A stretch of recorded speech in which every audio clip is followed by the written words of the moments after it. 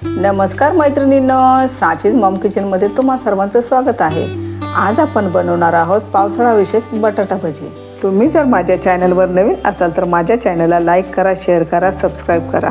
चला तर मग जास्त वेळ न घालवता रेसिपीला सुरुवात करूया। साहित्य पाहूया।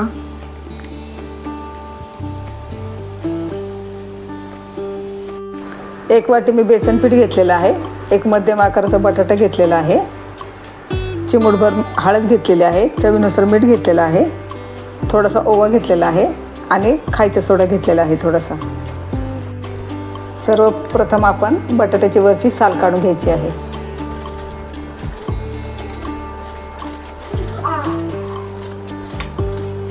एका बाउलमध्ये मी पाणी घेतलेलं आहे आणि हे स्लायसर घेतलेलं आहे, त्या सहाय्याने आपण बटाट्याचे काप करून घ्यायचे आहेत।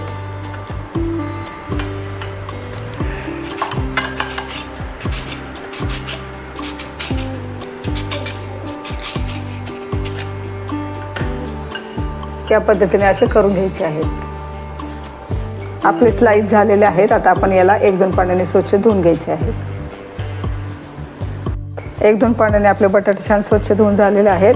आता आपण हे बटाटे असे चाळणीवर 1-2 मिनिटांसाठी ठेवायचे आहेत।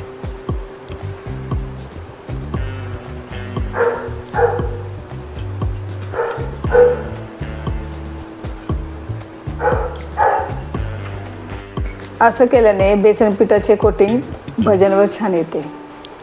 काही वेळासाठी आपल्याला चाळणीवर असंच ठेवायचं आहे, त्यामुळे आपले एक्स्ट्राचे पाणी निघून जाईल आणि बटाटे भजी आपले छान होतील। आता आपण बॅटर तयार करायचं आहे। 1 वाटी घेतलेलं बेसन टाकायचं आहे, चवीनुसार मीठ टाकायचं आहे,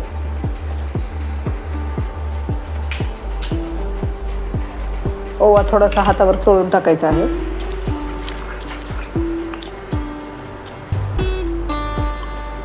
थोडीशी हळद टाकायची आहे। सर्व जिन्नस एकत्र करून घ्यायचं आहे।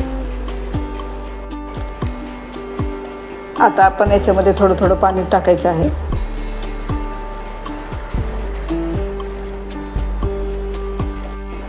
या पद्धतीने असं बॅटर बनवून घ्यायचं आहे। जेव्हा आपल्याला भजी बनवायला घ्यायची आहे त्या अगोदरच सोडा टाकायचा आहे। आता सोडा टाकायचा आहे। आता हे छान मिक्स करून घ्यायचं आहे। गॅसवर मी कढई ठेवलेली आहे, तेल छान गरम करून घ्यायचं आहे। गॅसची फ्लेम मी मध्यम ठेवलेली आहे, जास्त मोठा करायचा नाहीये। बटाट्याचे काप असे घ्यायचे आहेत, असे डीप करायचे आहेत आणि असे सोडायचे आहेत।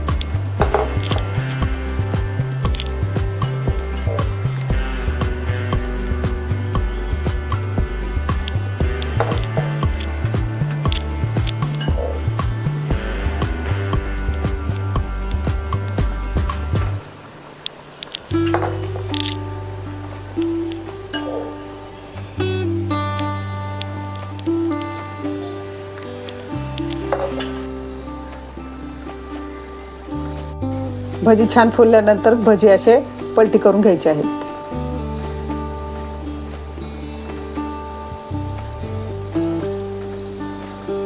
तुम्ही पाहू शकता आपले भजी किती छान टम्म फुगलेले आहेत। दोन्ही बाजूने छान तळून घ्यायचे आहेत।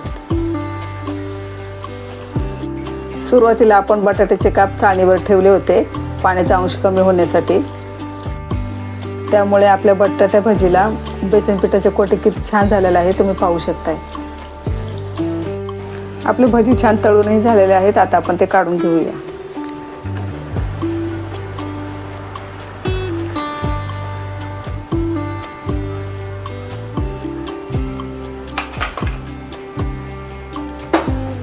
उरलेली भजी ही याच पद्धतीने तळून घ्यायची आहेत।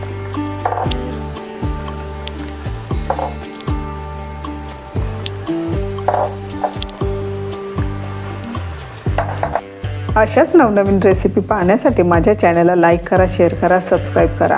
पुन्हा भेटूया एका नवीन रेसिपी सोबत। तोपर्यंत पौष्टिक खा आणि मस्त रहा। धन्यवाद।